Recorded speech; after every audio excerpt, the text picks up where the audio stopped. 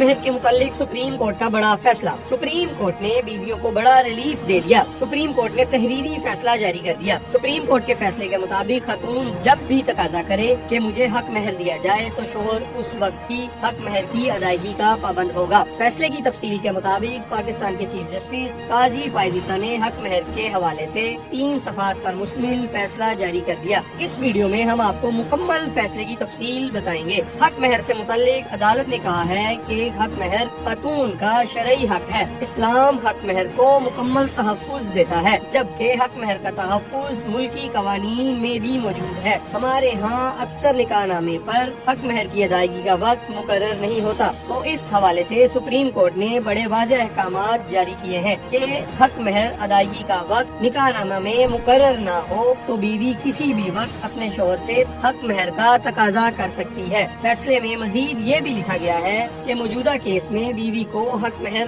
لینے کے لیے مقدمہ دائر کرنا پڑا، جو 6 سال بعد سپریم کورٹ تک پہنچا۔ غیر ضروری اپیلیں دائر کرنے پر جرمانہ کیا ہوتا تو بات یہاں تک نہ پہنچتی۔ غیر ضروری اپیلیں دائر کرنے سے عدالتی نظام مفلوج ہوتا جا رہا ہے۔ سپریم کورٹ نے بیوی کو حق مہر میں تاخیر پر خاوند پر 1 لاکھ روپے جرمانہ عائد کر دیا اور خالد پرویز کی اہلیہ سمینہ کو حق مہر کی ادائیگی کے حکم کے خلاف اپیل خارج کر دی۔ سپریم کورٹ نے اپنے فیصلے میں مزید یہ بھی لکھا ہے کہ بلا وجہ کی مقدمہ بازی ختم کرنے کے لیے عدالتوں کو جرمانہ کرنے سے ہچکچانا نہیں چاہیے۔